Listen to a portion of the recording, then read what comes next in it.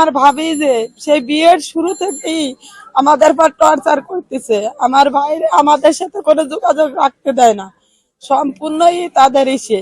আগে 2 বের করে এরকম বিষ খাইছে আমার ভাইরে। আমার ছোট বোন দেখে দেখে সেটাই করছে, নিয়ে আসলি আমার মাই বলে আমার ভাইরে যে তোর শরীরে প্রেম নাই, আমার মেয়ের শরীরে প্রেম দেখি শেখ।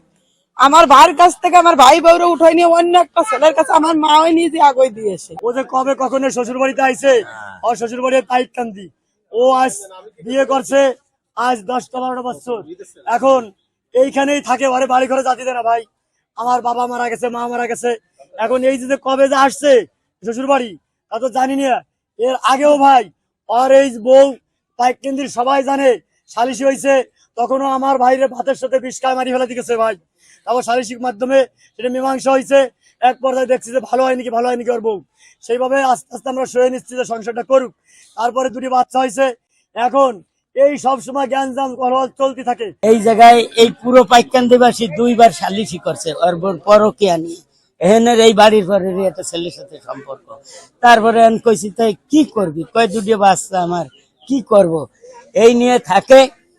এখন এই বউতি বারবার কয় কি তোমার চাকরির কাগজ দিলি দেবে, আমার দরকার, একটা ভাই আছে তারে বিদেশ পাঠাবে, আর ওর চাকরির কাগজ দিয়ে 10 লাখ টাকা উঠে দিতে কয়।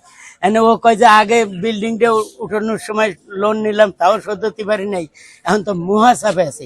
আমি বলছি যে না, প্রয়োজনে ওখানে বাড়ি চলে আসো, তারে কেন 10 লাখ টাকা উঠে দিতে হবে, এ নিয়ে ঝামেলা হবে, দরকার নাই, তোমার বাড়ি এসো। তো বাড়ি আসতে পারে না, পরে এইভাবেই থাকে। আগে 2 বার করে ওরে বিষ খাই মারি ফেলতে গেছে, এই পাইকেন্দ্রেরা যাই সালিশি করছে।